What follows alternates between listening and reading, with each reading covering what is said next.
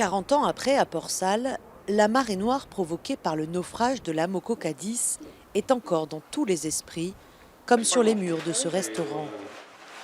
À l'époque, Jean-Yves Létard a 13 ans et face à la catastrophe, avec ses copains, il décide de se mobiliser.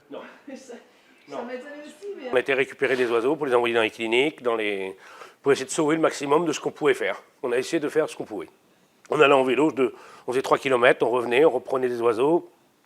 On se faisait engueuler avec nos parents parce qu'on était plein de mazout. Donc on se faisait engueuler parce que nos vêtements étaient foutus pratiquement. Et donc voilà, tout ce qu'on pouvait faire, on le faisait. Pendant des jours, l'Amoco Cadiz crache ses 220 000 tonnes de brut sur le littoral breton.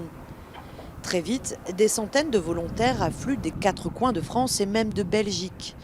Mais les premiers mobilisés pour le nettoyage sont les agriculteurs du secteur.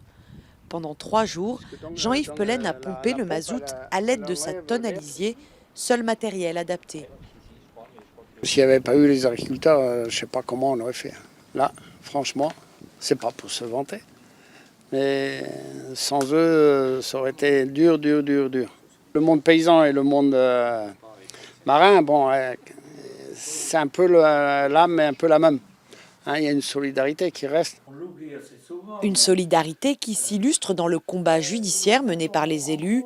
Dès septembre 1978, 92 communes du Finistère et des Côtes-d'Armor se rassemblent pour attaquer à Chicago la Standard Oil of Indiana, géant mondial du pétrole et maison mère de l'Amoco Cadiz.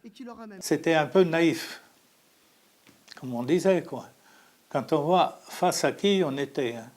Et moi, je dirais qu'une des grandes victoires, là, ça a été qu'ils sont partis main dans la main et sans faille jusqu'à la fin.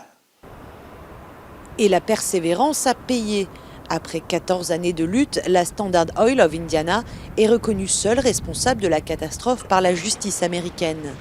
Elle doit verser l'équivalent de 34 millions d'euros aux communes bretonnes et 160 millions à l'État français. Une première qui restera dans l'histoire. Le principe de pollueur-payeur voit enfin le jour.